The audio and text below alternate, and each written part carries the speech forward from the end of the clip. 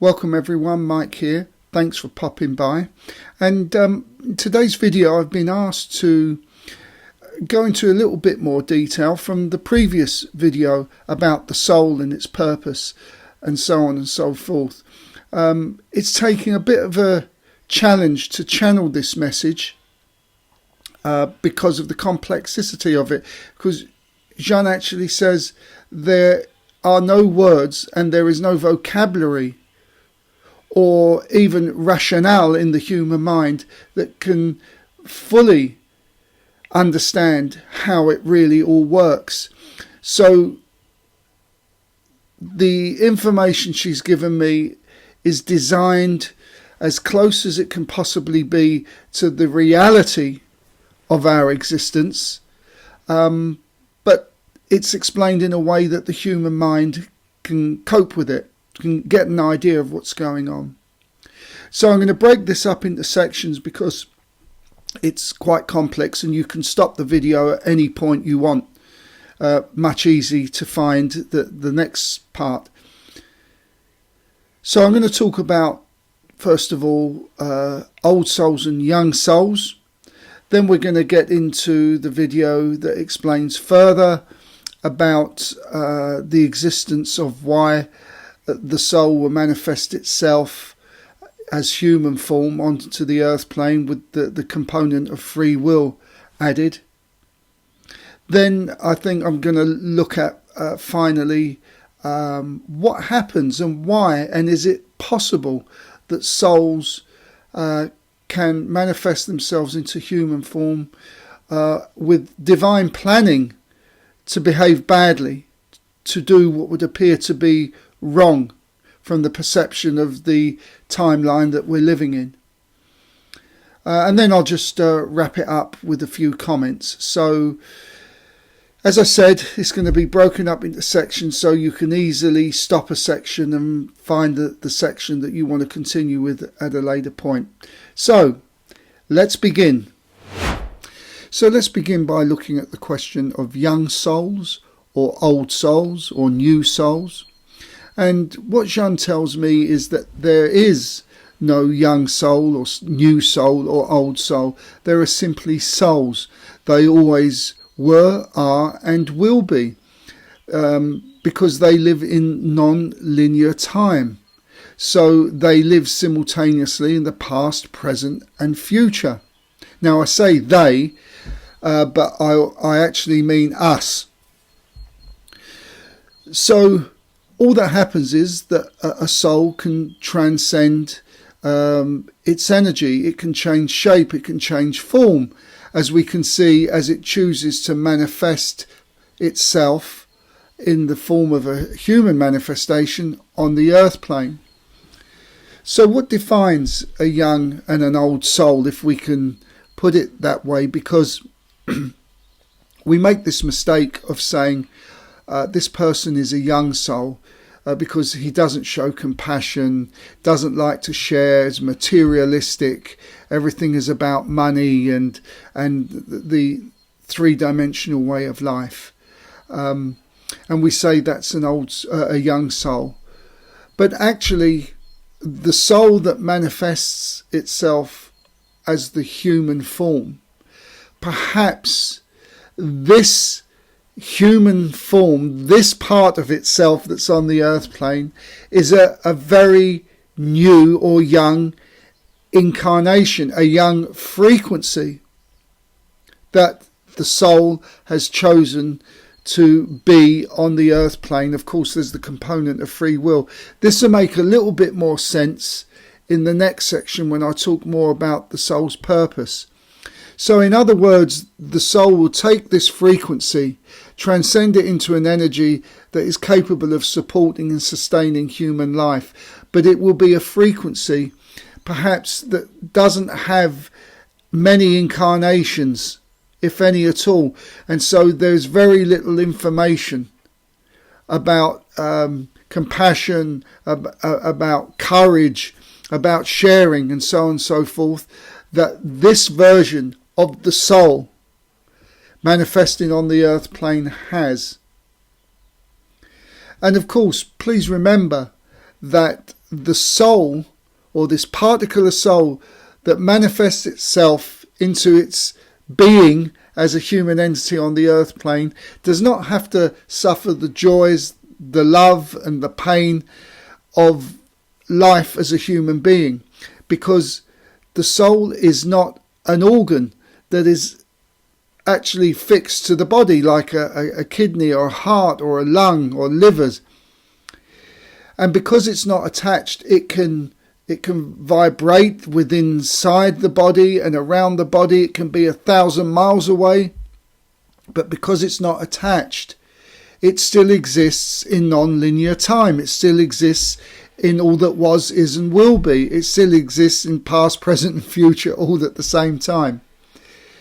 So this is the magnitude, at least we're beginning to see the magnitude of who we really are.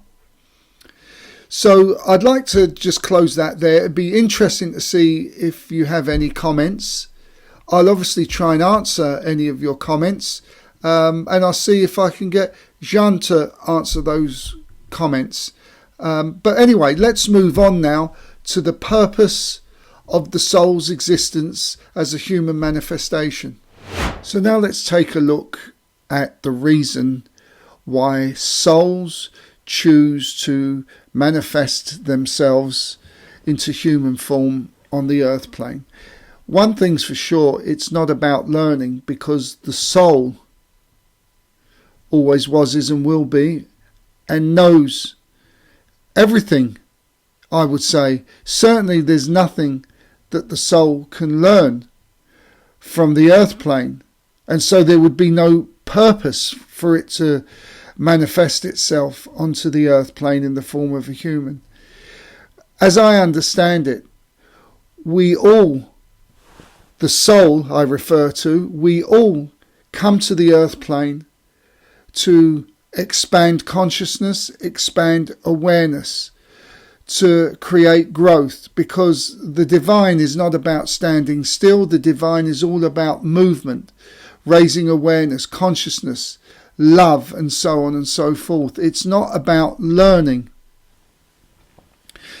as I'm about to explain here how it all happens. So what we see is that the soul, a soul, decides either by its own volition or by other souls, is agreed to do a certain task. So the soul that was Jeanne d'Arc agreed to do this because it had that warrior energy. The soul that manifested itself as Gandhi agreed to do it because it had a more gentle edge to itself. So it couldn't possibly be that the soul that is Jeanne d'Arc could do the job of Gandhi, and the soul that is Gandhi do the job of Jeanne d'Arc, even though they are all connected, because we are all connected. So you begin to see how complex this is beginning to be now. So anyway, a soul takes a particle of itself. And I want to say here, right now, that just because it takes a particle of itself, it doesn't diminish the wholeness of the soul, because it's like a hologram. You can keep chopping, for want of a better phrase, that soul into pieces, and each piece will be the sum of the whole. Everything that's in each piece is as the whole. It's like a hologram. So the soul takes a particle of itself and decides on a mission. So it takes a frequency that's within its field, which is in the field of all the others, and transcends that energy into a vibration that can sustain and support human life. And so now this consciousness, which by divine ordinance is given the gift of free will. And remember, there's a difference between divine order and divine ordinance. The divine doesn't order anyone. So this soul takes this consciousness, which is itself, and infuses information into this soul, the task that it wants to do on the earth plane, because it can't or doesn't want to do it, whatever reason, from afar. And this process takes 2, 3 or 4 months of linear time, just gently infusing the task at hand. And so this gift of free will is given by divine ordinance, and the soul doesn't interfere with this. This gift of free will after birth will grow in the normal way any other child would grow under the circumstances that's been given to it. Go to school, to work, and so on and so forth. The soul that is itself does not interfere with this. It just keeps infusing information about the task at hand. And of course, there are guides and everyone else that are helping along the way. This is another subject, and it expands the awareness even further, and it gets deeper and deeper. This is why Jeanne says there are no words, no vocabulary to describe what happens. So this infusion takes place, and then conception happens in the normal way, and then birth happens in the normal way, and the process begins. Now, sometimes the mission is short term, to be achieved within the lifetime, and that's where it ends. Sometimes it's designed to resonate throughout history, as is Jeanne d'Arc. So the time comes when the physical manifestation of this particle of soul that is itself on the earth plane comes to an end, and the body dies. If the mission is a success, in the sense that the frequency between its consciousness on the earth plane, which is all that comes back, and the particle of itself which is in or residing within the spirit world, if there's enough frequency match, then they align, they come together, and then these two go back together and rejoin the whole soul as one. Job done. And it might choose another incarnation at another time. And remember, there are only a particle of the soul comes to the earth plane, because there could be another particle of the soul somewhere else on the earth plane, the other side of the world. And this can explain why some people have a calling for the other side of the world, or feel that there is somebody somewhere out there who that they have this need to meet. So this is just another aspect of it all. So there you are. The mission is a success, and the soul goes back as one and is reunited with itself as the whole. But what if something goes wrong? What if the darkness manages to manipulate the free will component, which the soul, as I mentioned, doesn't get involved with, because it still lives in non-linear time, so it is not affected by any bad influence that its earthly manifestation has, because it knows the earthly manifestation is going to be over in a matter of minutes in a non-linear time, if I can put it that way. So it's a failure, and so the person dies, or the earthly manifestation of itself dies, and here we have the vibration of the particle of itself, and we have the vibration of the earthly manifestation of itself, and it doesn't match.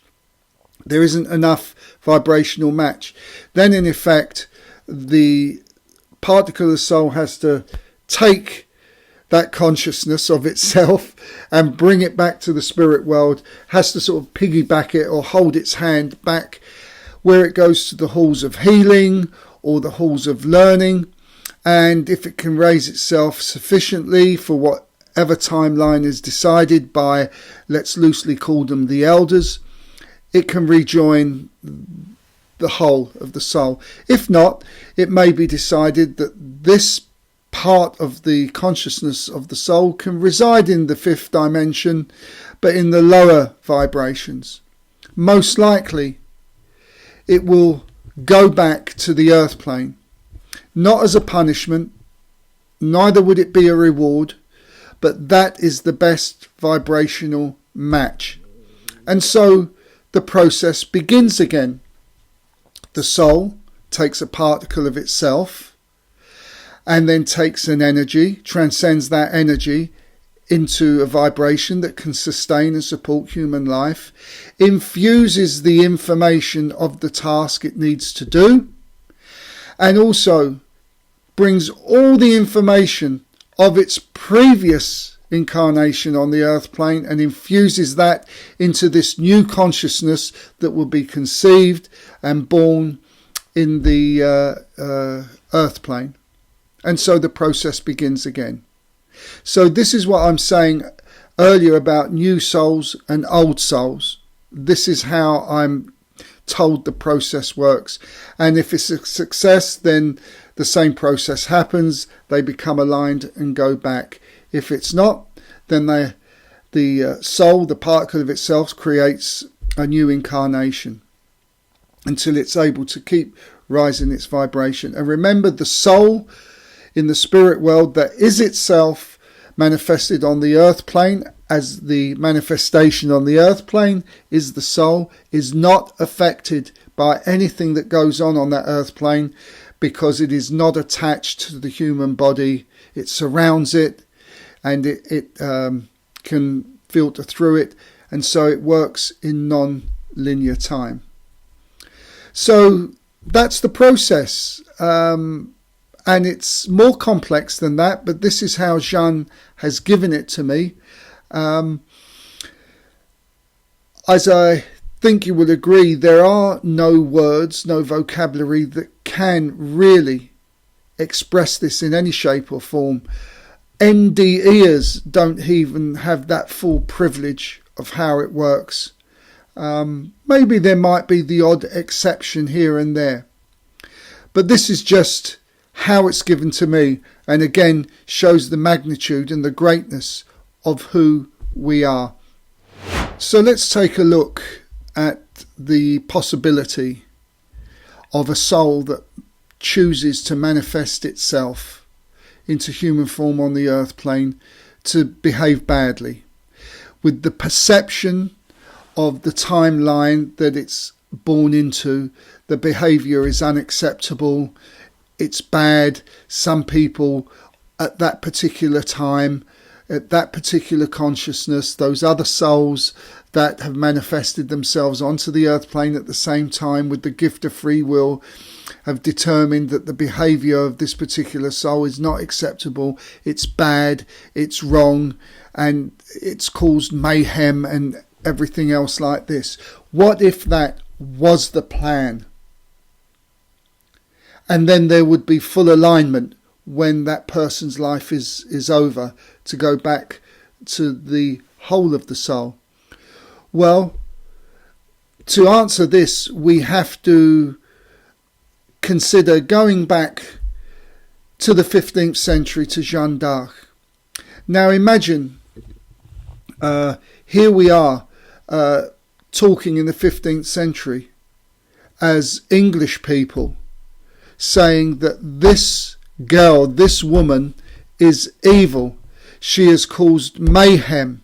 She is responsible for the deaths of many, many, many people. She deserves to die. This would be the consciousness of the time, the perception at the time. But clearly, Jeanne d'Arc came to the earth plane at that time to do this very job. It was divine planning. We can see this energy has resonated through time to where we are today. So what appeared to be evil and bad and wrong at the time of happening, when we go further into time, we can see that it was necessary and that it was part of a divine plan. And so we can take many circumstances today in our lives where we see evil around us, and we see this evil only from the perception of our timelines. But in the advent of time, if we could step forward, say 20 years, 30 years, perhaps we could see that this evil that appeared on our timeline, perhaps, and only say perhaps, may not be so evil, but part of a plan that's unfolding throughout time. I know that can be quite painful for some people to understand, because we know what's gone on in the last 5 or 6 years. But I would say it's gone on a lot further than the last 5 or 6 years, and perhaps there's more to come still. So it is a bitter pill to swallow. But if you compare what Jeanne did and you compare to what some of the people are doing today, we will only know if it's divine planning if we can step forward into the future. And this is why Jeanne says that we must focus on the world we want, and that's it. By focusing on the world we want, we raise the vibration, and if that vibration is raised sufficiently, if those people who are doing what we perceive as evil really are evil, they will have to raise their vibration, or they will either cease to exist or live pretty much in a world where they can do nothing to anyone, almost living in a two-dimensional world.